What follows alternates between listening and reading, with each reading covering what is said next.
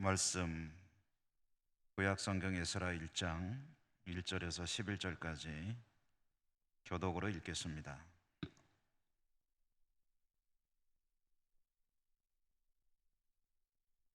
구약 성경 에스라 1장 1절에서 11절 1절의 마지막 절까지입니다.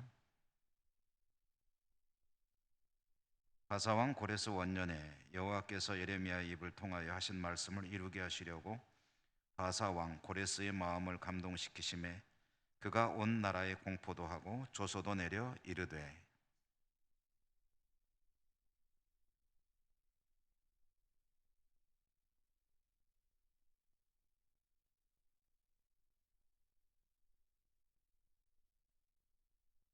이스라엘의 하나님은 참 신이시라.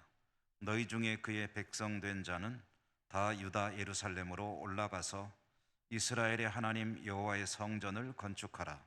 그는 예루살렘에 계신 하나님이시라. 그 남아있는 백성이 그곳 사람들이 금과 깨물과 짐승으로 도와주고 그 외에도 예루살렘에 세울 하나님의 성전을 위하여 예물을 기쁘게 드릴지니라 하였더라.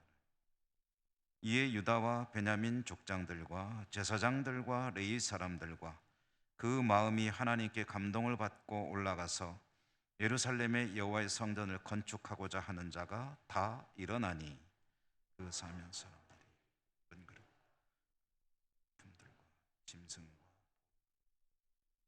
예물을 기쁘게 드려.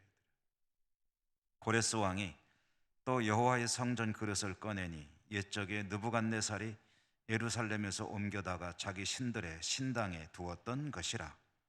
서왕 고레스 명령하여 그 그릇들을 세어서 유다 총독 세스바살에게 넘겨주니 그 수는 금 접시가 30개요 은 접시가 1000개요 칼이 29개요 금 대접이 30개요 400개요 그 밖에 그릇이 1000개이니 금, 은 그릇이 모두 5400개라. 사로잡힌 자를 바벨론에서 예루살렘으로 데리고 갈 때에 세스바살이 그 그릇들을 다 가지고 갔더라. 아멘.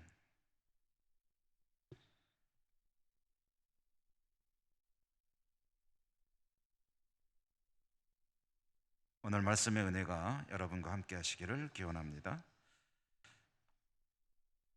이스라엘 나라 유다 왕국이 망하고 그 뒤의 이야기를 이제 성경에 이것저것 살펴가면서 우리가 읽어나가고 있는데요. 열왕기하 말씀을 마치고 에스겔과 다니엘 말씀을 한 6차례 정도 읽었습니다. 그것은 에스겔과 다니엘을 통해서 유다 왕국이 망한 뒤에 바벨론의 포로로 끌려간 사람들의 생활상, 그곳에서의 그들의 신앙의 이야기들, 이런 것들을 알아보기 위함이었고요. 이제 바벨론의 포로로 살던 사람들의 이야기를 잠시 이제 이딸락 짚고 포로로 끌려갔던 사람들이 돌아오는 이야기를 함께 읽어 나가려고 합니다. 그래서 에스라를 몇 차례 읽게 되겠고요. 그 뒤에 에스더 그리고 느헤미야 이야기를 읽어 나가고 그 중간중간에 성전을 재건하는 이야기와 관련해서 학개와 스가랴 말라기와 같은 선지서들을 또 중간중간에 삽입해서 읽어 나가면서 이제 이스라엘 이 민족의 왕들의 역사가 망한 뒤 이야기를 비교적 시대적 순서에 따라서 따라가 보려고 합니다. 에스라 이야기는 이제 바빌론의 포로로 끌려갔던 사람들이 돌아오는 이야기의 처음 시작이 에스라로부터 시작이 됩니다. 에스라 말씀을 전해드리기 전에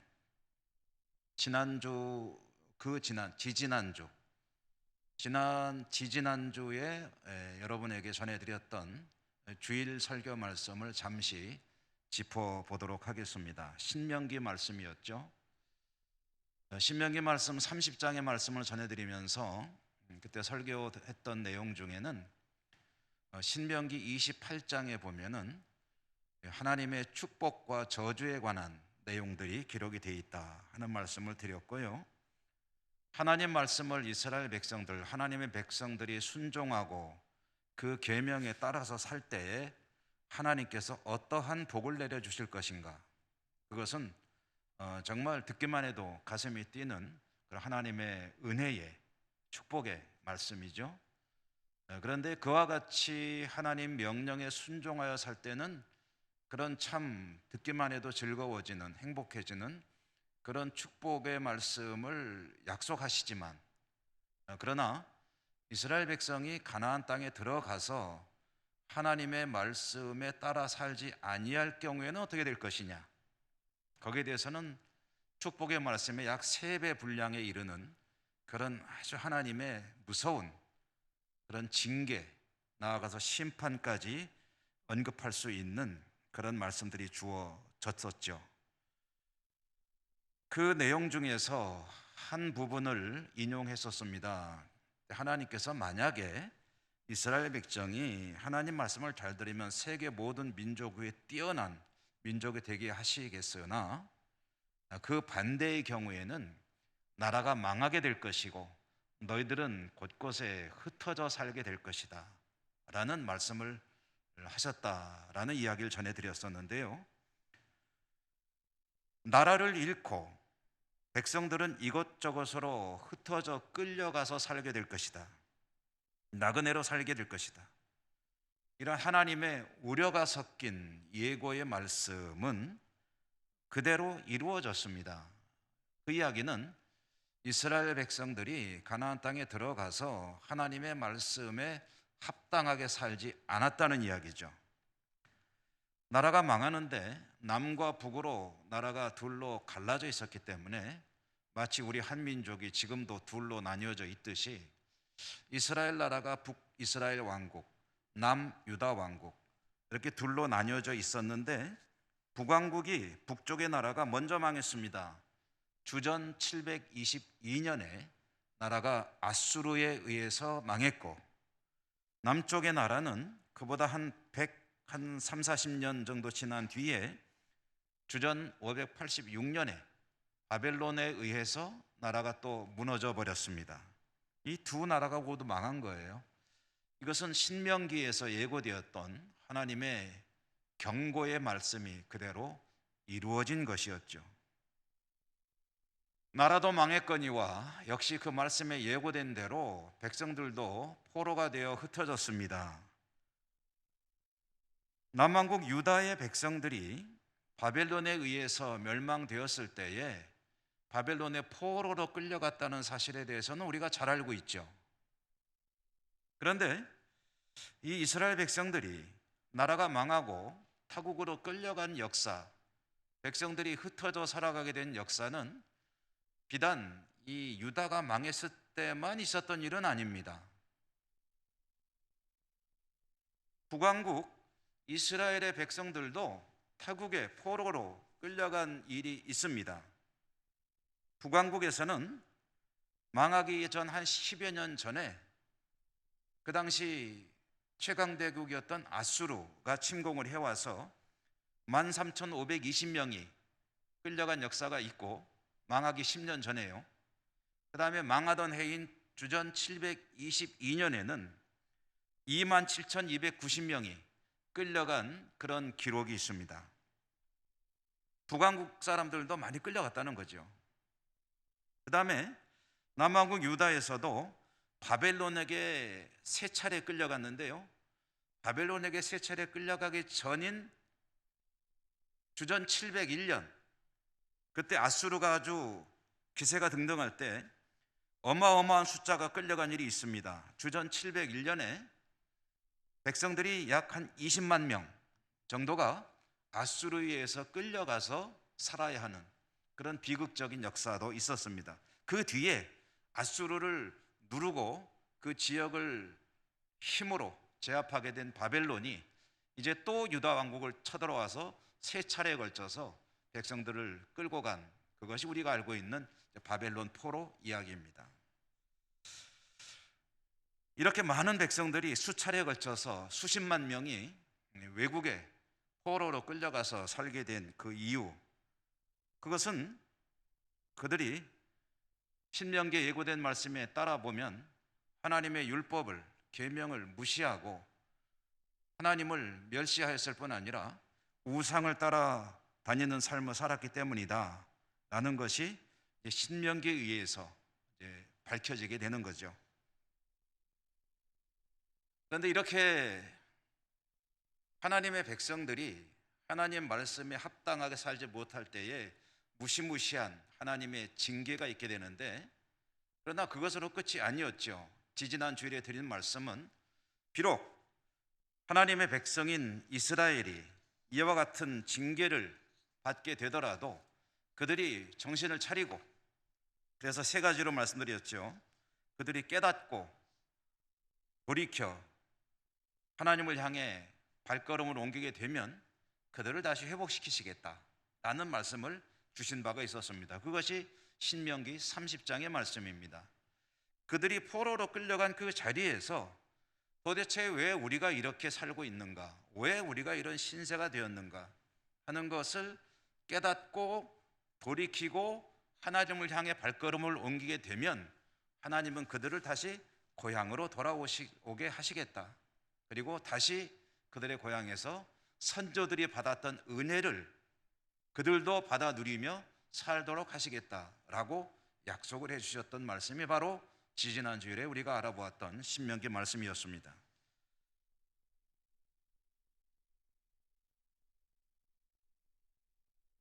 나라는 망할 것이고 포로로 끌려갈 것이며, 그러나 일정한 어떤 기간이 지나고 그들이 정신을 차리면 다시 고향으로 돌아오게 될 것이다 라는 이러한 말씀은 예레미야 선지자에 의해서도 계속해서 반복되어서 선포되었던 그런 하나님의 말씀이었습니다. 유다 왕국 망해갈 즈음 말기에 활동했던 예레미야는 정말 그 엄청난 핍박을 받으면서도 이 이야기를 계속 민족을 향해서, 나라를 향해서, 왕실을 향해서 선포했었죠.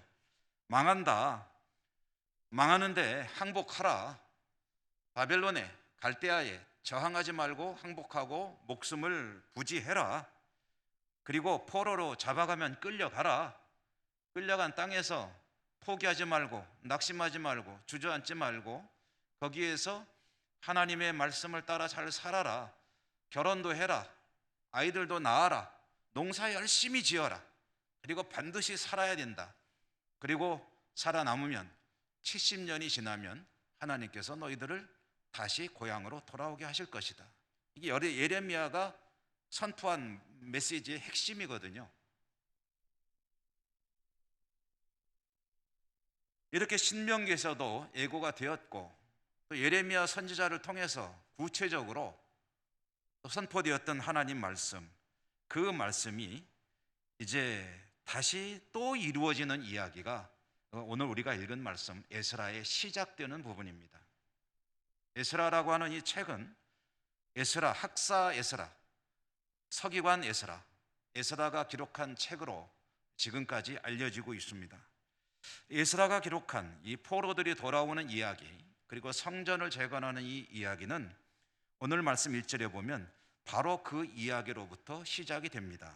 1절에 보니까 바사왕 고레스 원년에 여호와께서 예레미야의 입을 통하여 하신 말씀을 이루게 하시려고 고레스의 마음을 감동시켰다라고 시작이 되죠.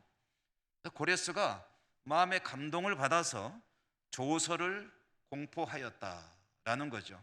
법을 제정해서 공포했다는 이야기입니다.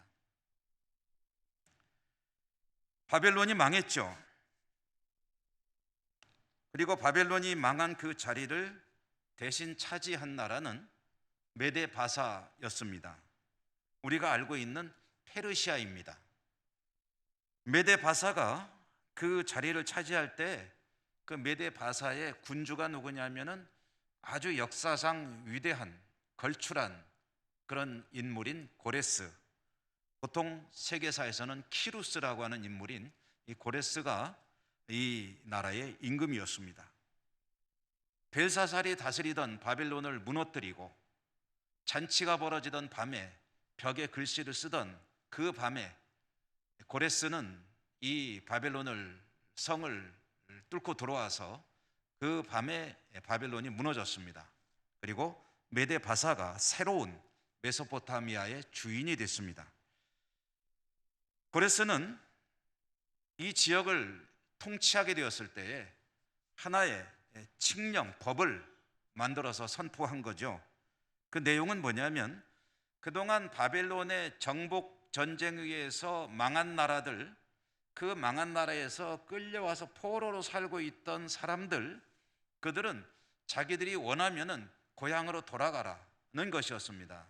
고향으로 돌아가서 자기들이 섬기던 신을 섬기고 무너진 신전이 있으면은 재건하고 그리고 그 신에게 빌라 무엇을 페르시아 제국의 안녕과 고레스의 영원한 권세를 위해서 각자의 신에게 기원하라, 기도하라 라고 하면서 자신들의 고향으로 돌아갈 것을 선포했습니다. 그것이 주전 538년 다니엘이 포로로 끌려온 지 68년째 되던 해였습니다. 그러니까 정확히 70년은 아니지만 70년이 다 되어 가던 그 때에 이제 고레스가 이와 같은 칙령을 선포하게 된 것이죠. 이 고레스 칙령은 세계사에서도 굉장히 의미가 있는 그런 문서입니다.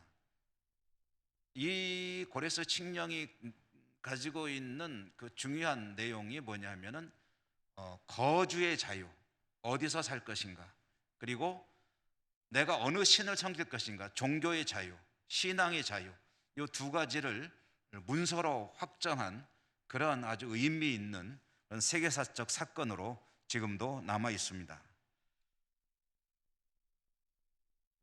어쨌든 이렇게 해서 바빌론의 포로로 끌려가 살던 유다 왕국의 유민들은 고향인 예루살렘으로 돌아올 수 있게 되었습니다. 그 이야기로 에스라는 자신의 이 기록을 시작을 하고 있는 것이죠. 여러분, 오늘 이 1장 1절과 그 1장의 내용을 조금 더 자세히 설명해 주는 2장 2절, 3절, 4절의 내용은 뭐 여러 가지 내용들을 포함하고 있는 것이겠지만 크게 두 가지 사실을 선언하는 그런 말씀이라고 할 수가 있겠습니다. 첫째로는 뭐냐면은 하나님의 말씀은 반드시 이루어진다는 것을 이 1절의 말씀에서 선포하고 있죠. 예레미야의 입을 통하여 하신 말씀을 이루게 하시려고 이와 같은 고레스의 칙령이 있게 되었다라는 거죠. 그러니까 고레스라고 하는 인물의 이 세계사적인 중요한 사건이 일어나게 된 가장 근저에 뭐가 있느냐 하면은 하나님께서 예레미야를 통해서 이스라엘 민족에게 하셨던 그 말씀을 이루려는 하나님의 뜻이 있으셨다. 그러니까 이 사실 어마어마한 사건이거든요. 이 사건이 있게 된 동기가 뭐냐면은 하나님의 말씀이었다는 거예요. 하나님의 말씀이 이루어지기 위해서 이러한 일이 있게 되었다라는 겁니다. 하나님의 말씀은 반드시 이루어집니다.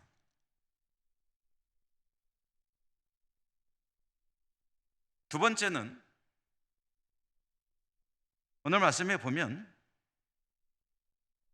고레스와 같은 그런 어마어마한 위대한 정복군주, 이런 사람도 하나님께서 세계 역사를 주관하시며 움직이시는 하나님의 계획의 일부에 포함되는 것이다. 조금 좀 심하게 표현한다면 하나님의 계획의 일부에 불과한 것이다. 아무리 위대한 이 세상에 벌어지는 역사라 하더라도 그것은 하나님의 계획에 불과한 것이지 하나님의 계획과 상관없이 돌아가는 것은 아무것도 없다라는 것을 오늘 이 말씀이 내포하고 있습니다. 고레스가 누굽니까? 고레스는 말씀드렸지만 세계 역사상 가장 위대한 정복 군주 중에 한 사람입니다. 비교적 알렉산더라든가 징기스칸이라든가 나폴레옹 같은 그런 인물들처럼 유명하지는 않지만, 그러나 이 페르시아라고 하는 나라가 세계 역사에 등장할 때의 초대 임금으로서 어마어마한 업적을 이룬 그런 인물입니다. 근데 이와 같은 고레스의 입을 통해서 하나님이 높임을 받으시고, 고레스를 통해서 하나님께서 말씀하셨던 그 예언이 이루어지도록 하나님은 고레스를 사용하셨다라는 이 사실을 에스라가 선포하는 겁니다. 세상의 역사를 주관하시는 분이 하나님이다. 하나님의 주권을 선언하는 그런 위대한 선언이라는 것이죠. 남왕국 유다의 백성들은요, 유다 왕국이 망하지 않는다고 철석같이 믿었다라는 이야기는 제가 자주 드렸죠. 그랬는데 그들의 믿음이 여지없이 무너지는 그런 사건이 발생했습니다. 뭡니까? 나라가 망한 거죠. 성전이 완전히 파괴되어 버린 거죠. 이것은 그들은 상상도 못하던 일이었습니다. 그리고 자신들의 조국이 망했다는 것은 어떤 의미냐면은, 고대 세계에서는 나라와 나라가, 민족이 민족과 부족이 부족과 싸울 때는 이게 사람의 전쟁이지만 그들이 믿는 바에 의하면 그들이 섬기는 신들의 전쟁이라고 여겼다. 그러므로 남왕국 유다의 여호와 임금, 그리고 바벨론 제국의 마르둑이라고 하는 신, 이 신들의 싸움에서 여호와 신, 우리의 하나님이 결코 약세일 리는 없다라고 생각했던 그들의 믿음이 완전히 무너져 버린 겁니다. 여호와 신은 바벨론 신보다 약하구나 라고 그들은 이제 패배 의식에 젖게 된 것이죠. 그러나 이 에스라는 그 사실을 선포하는 거예요. 우리 조국 남왕국 유다가 망한 것은 여호와 신이 바벨론의 신 마르둑보다 약해서 나라가 무너진 것이 아니고, 우리 여호와 신께서 우리들을 새롭게 하시기 위해서 이와 같은 일을 계획하시고 실행하신 것이다. 그리고 때가 되매 이제는 하나님께서, 여호와 신께서 그 계획을 실천하시는 것이다. 그러므로 고레스와 같은 이런 위대한 임금까지도 하나님이 사용하시는 계획 중에 일부에 불과한 것이다. 하나님의 주권자 되심을 선언하는 그런 신학적인 의미를 담은 말씀이다 라는 이야기입니다. 오늘 말씀 1절에 보면 여호와께서 고레스의 마음을 감동시켰다라는 부분이 있죠.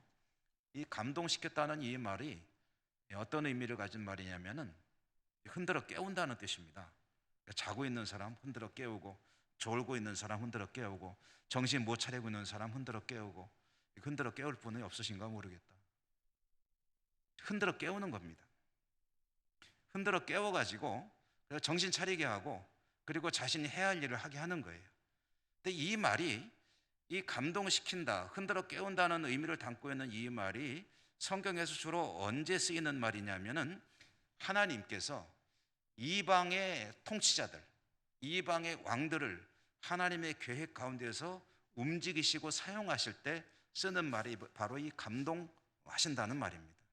그러므로 고레스도 하나님께서 한 사람의 도구로, 하나의 도구로 세계 역사를 움직여가는 중에 필요한 도구로 사용하고 계시다라는 것이 에스라의 표현입니다. 이것은 일종의 신앙 고백이기도 하죠.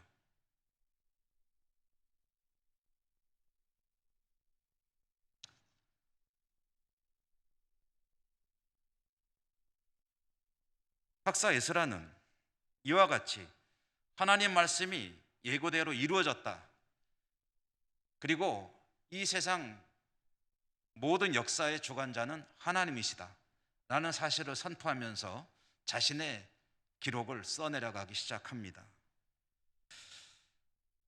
오늘 우리가 읽은 말씀의 5절 이하에 보면은, 고레스 칙령이 내려졌을 때 이제 유다 유민들은 고향으로 돌아갈 수 있게 되었습니다.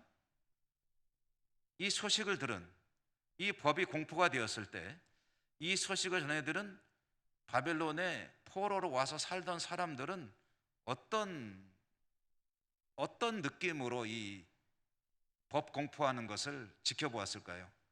이 소식을, 이 뉴스를 듣게 되었을 때 어떤 기분이었을까요?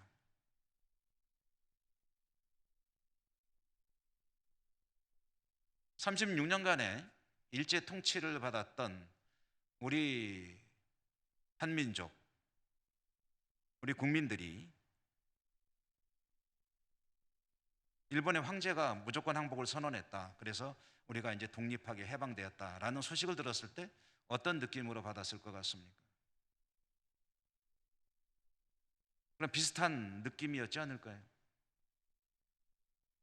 고레스 칙령이 선포되었을 때 포로로 바벨론에 끌려와 살고 있던 유다 유민들, 이 소식을 접한 유민들, 그들은 어떤 느낌이었을까? 그리고 돌아가라고 했을 때 그들은 일제히 일어나서 모두 빠짐없이 고향으로 돌아왔을까?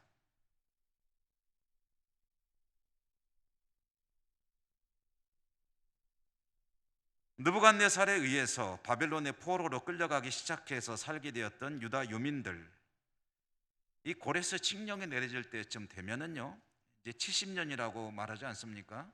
이 70년이면은 세대로 따지면 두 세대가 지났을 때입니다.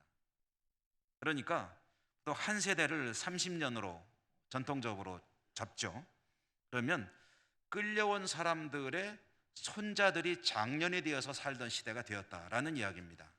끌려온 사람들은 이미 목숨이 이제 수완이 다 돼서 그곳에서 별세했거나 아니면 굉장히 이제 노령이 되어 있겠죠. 그렇게 세월이 흘러서 2세대, 3세대들이 바벨론의 주축이 되어 살고 있을 즈음에 이와 같은 법령이 공포가 되었다. 가고 싶은 사람은 돌아가도 된다. 어땠을까요? 돌아가고 싶었을까요? 아니면은 그렇지 않았을까요? 그들은 1세대 지나 2세대, 3세대 바벨론에서 태어나서 성장하고 그곳에서 자리를 잡고 살게 된 사람들, 그들은 나름대로 삶의 터전을 바벨론 땅에 꾸리고 있었습니다. 이제 안정되게 살 수 있는 어느 정도 기반을 갖추게 되었다는 거죠. 1900년대, 20세기죠.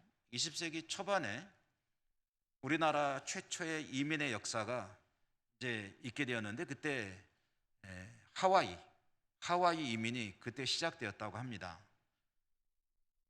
1902년, 1903년 그 당시에 하와이에 사탕수수밭에 노동력이 필요했을 때, 아직 우리나라를 집어삼키지는 않았지만 실제로 내정 간섭을 하며 좌지우지하고 있던 일제는 여러 가지 어떤 수도를 쓰면서 우리 국민들을 하와이로 실어 보내는 그런 일을 했죠. 사탕수수 노동이라는 것이 참으로 힘겹기 짝이 없는 그런 일이었다고 하는데요. 그렇게 하와이에 가서 살게 된 우리 이민 1세대들은 참 힘겹게 살았지만 2세대, 3세대 세월이 흘러가면서 그들은 하와이에서 정착해서 자리를 잡고 살 수 있게 되었습니다. 3세대쯤 되어서 자리를 잡고 살고 있을 때 조국으로 돌아가라라고 하는 그런 어떤 법령이 선포된다면, 다만 선택권은 있다고 한다면 그들은 어떤 자세로, 어떤 생각으로 그 법령을 받아들이게 될까요? 근데 그렇게 오래되지는 않았죠. 독일의 광부로 또 간호사로 파송되었던 분들, 처음에 가서 고생 많이 하셨지만 그곳에서 어느 정도 이제 안정된 삶을 살게 되었다 할 때에 조국으로 돌아올 기회가 있다면 돌아오는 것이 어떻게 받아들여질까요? 바벨론의 포로로 끌려갔지만, 그러나 그곳에서 세월이 흐르면서 나름대로 어느 정도 안정된 삶을 살 수 있게 된 그런 유다 유민들, 그들이 고레스 칙령을 들었을 때 어땠을까?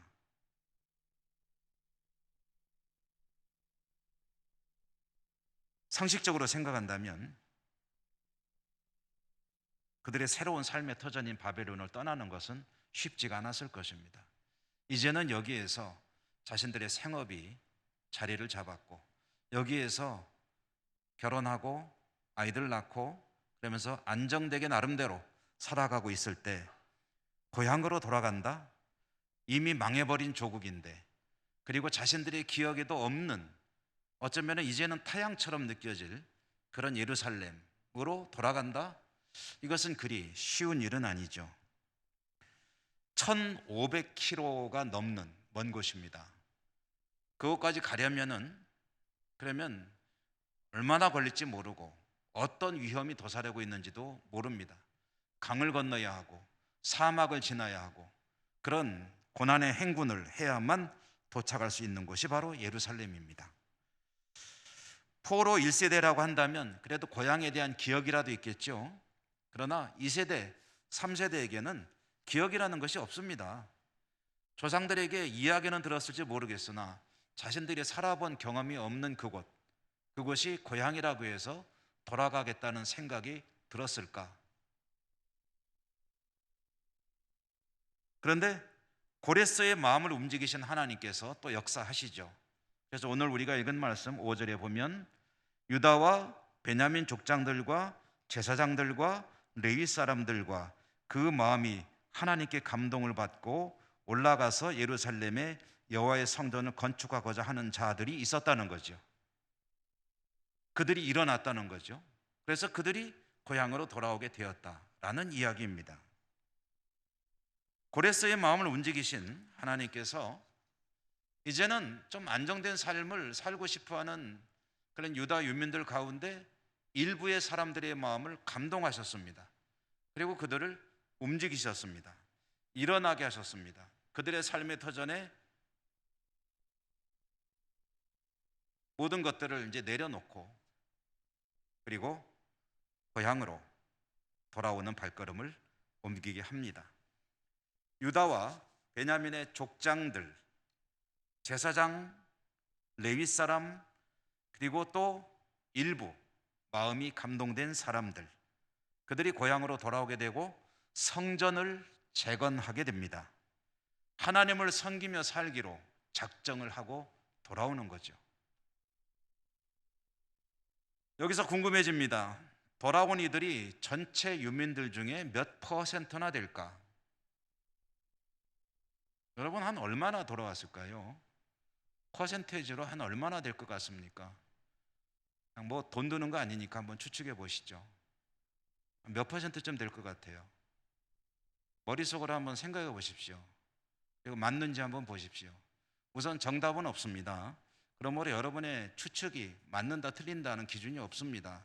다만 이런저런 여러 가지 자료들을 통해서 정리한 것을 보면은 최소 약 전체 유민의 한 10% 그리고 최대로는 한 30%까지 보기도 합니다.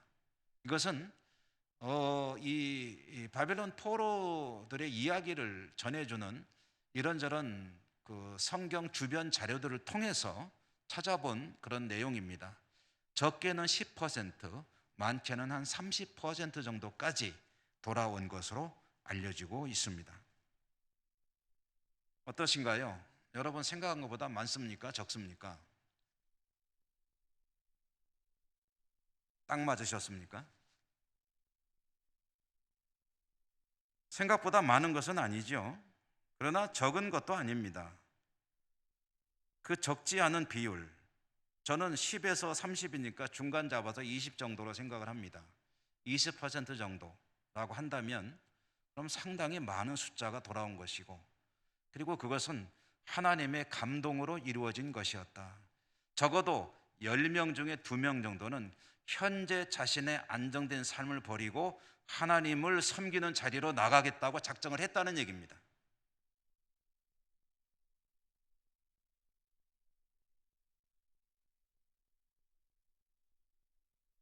항상 하나님을 믿고 섬기는 그런 성도의 공동체라고 할 때에 하나님의 감동이 있을 때, 성령의 역사, 하나님의 부르심 있을 때 그 부르심에 응답해서 실질적으로 행동으로 옮기는 사람의 비율은 공교롭게도 약 한 20% 정도 되는 것 같아요.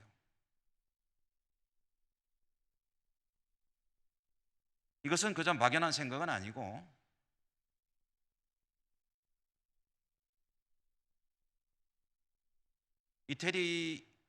이탈리아의 경제학자죠. 파레토라고 하는 사람의 이 사회 현상에 대한 하나의 법칙이 있습니다. 파레토의 법칙이라고 하죠. 쉽게 우리에게 익숙한 말로 바꾼다면 2대 8의 법칙, 그리고 20%의 법칙이라고도 하죠. 이게 무슨 얘기냐면 이 파레토라고 하는 사람이 자기 조국인 이탈리아의 그 여러 가지 자료들을 가지고 경제학적인 그런 공식들을 만들어내고 하던 중에 이탈리아라고 하는 나라의 전체적인 국부죠, 국부. 그러니까 나라의 모든 국부의 80%를 20%의 사람들이 가지고 있더라라는 것에서 나온 이론입니다. 이 이야기를 우리가 살아가는 사회 속에 적용해 본다면 이런 이야기입니다. 대체로 어떠한 공동체이든 어떠한 곳이든 무슨 일이든 간에 중심이 되는 것은 20%이다. 좀 쉽게 말씀드려서 우리 교회에서 헌신되고 하나님의 일에 정말 열정을 가지고 믿음으로 살려고 하는 이들은 전체 성도의 약 20% 정도가 그저 최선을 다해 열심히 주를 섬기는 그런 믿음의 삶을 살려고 한다라는 그런 이야기도 됩니다. 근데 뭐 크게 틀리지는 않습니다. 돌아오는 이들이 약 100명이 있다고 한다면 고레스의 칙령이 선포되었을 때 이것이 하나님의 역사다라고 믿고 그 고난의 길, 조금은 이제 편하게 살 수 있을 것 같은 삶의 자리를 그대로 접어두고 하나님의 역사 속에 내 삶을 드리겠다라고 다짐하고 그 자리를 일어나서 성전 재건 그리고 하나님을 섬기는 그 일을 위해서 고향으로 돌아가기로 작정한 이들은 약 한 20% 정도 되는 사람들이었다라는 이야기죠.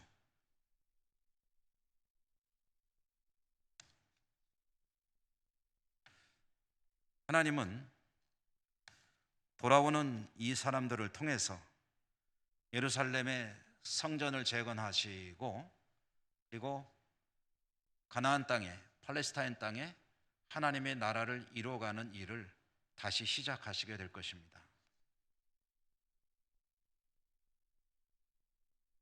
그러나 또 돌아오지 않고 거기서 산다고 해서 그것이 무슨 그들이 하나님의 백성이 아닌 것은 아닙니다. 돌아오지 않는 이들도 자신의 삶의 터전에서 하나님을 나름대로 믿음으로 섬기며 살았습니다. 그곳에서 회당이라는 것들이 많이 지어지게 되고 하나님의 말씀 율법을 열심히 연구하고 공부하고 해석해서 그 바벨론에서 탈무드가 탄생하게 되기도 했습니다. 그곳에서 나름대로 사는 이들이 있었고 믿음을 가지고 또 돌아오는 이들은 좀 더 하나님의 부르심에 응답하여 성전을 재건하고 하나님의 뜻에 자신의 삶을 헌신하게 되기도 했습니다. 돌아오는 이들이 돌아와서 성전을 재건할 수 있도록 그곳에 남아있던 이들이 한 일이 있습니다. 그건 뭐냐면 돌아가는 이들에게 물질을 제공한 것입니다. 돌아가시면 성전을 재건하실 때 이 물질을 받으셔서 이걸 가지고 사용해 주세요 라고, 마치 출애굽할 때 이스라엘 백성이 떠날 때 애굽 백성들이, 이집트 백성들이 물질을 잔뜩 금부치까지 줘가면서 뭐 의미는 좀 다르긴 하죠. 그러나 그렇게 해서 내보냈던 것처럼 바벨론에서 이스라엘 백성들이 유다 왕국의 유민들이 돌아올 때에 돌아오지 않는 이들은 물질을 그들에게 주면서 성전 재건에 써달라고 기탁을 하였습니다. 그러므로 하나님은 모든 이들이, 하나님의 백성들이 함께 합력하여 하나님의 뜻을 이루게 하시는구나 라는 것을 또 오늘 말씀을 통해서 읽게 됩니다. 20%에 속했다고 해서 우월감을 가질 일도 아니고 80%에 속했다고 해서 열등감을 가질 일도 아닙니다. 각자의 영역에서 하나님께서 원하시는 그 일들을 감당해 나가면 되는 거죠. 이렇게 비록 소수지만 고향으로 돌아오려는 이들이 있게 되었고요. 그리고 또 남아있는 이들의 헌신도 있었는데 또 한 가지 하나님의 준비된 역사가 있었습니다.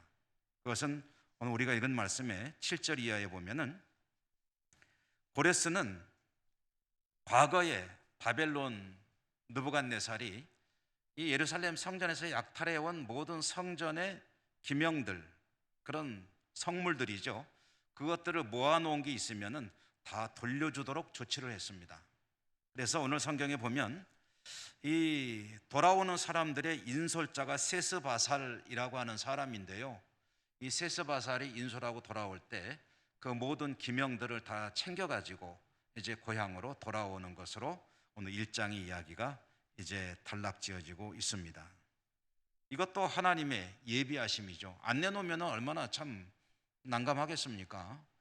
성전을 재건하고 거기에서 사용될 도구들, 바벨론이 약탈해간 그 모든 물건들을 돌려준다고 하니 얼마나 감사한 일이겠습니까? 그것을 다 챙겨가지고 또 남아있는 이들이 챙겨준 그런 물질들을 가지고 이제 돌아오는 사람들은 세스바살의 인솔 하에 예루살렘을 향해서 돌아오게 됩니다. 1500km의 험난한 길이지만 그들은 희망을 품고 고향으로 돌아오게 되는 거죠. 이어지는 이야기는 다음 수요일에 계속해서 읽어보도록 하겠습니다. 기도하겠습니다. 은혜로우신 하나님, 에스라 말씀을 읽어가며 하나님께서 또 이스라엘 민족의 역사를 통해 일하시는 것을 보게 되고 또 오늘날 우리의 삶 가운데도 하나님께서 어떻게 일을 하시는지를 또한 생각해 보게 됩니다. 세상 모든 것들의 모든 일들의 주관자, 주권자가 하나님이시고 그 어떤 어마어마한 일이라도 하나님께서 세상을 움직이시는 역사의 일부임을 깨닫게 됩니다. 전능하신 하나님, 우주 만물의 주인이 되시는 하나님 바라보며 더욱더 믿음의 투철한 삶을 살아가는 저희 모두가 되게 해주시고 저희들의 삶을 통해서도 하나님의 뜻이 이루어지고 영광이 드러나게 하여 주시옵소서. 예수님 이름으로 감사하고 기도 올리옵나이다. 아멘.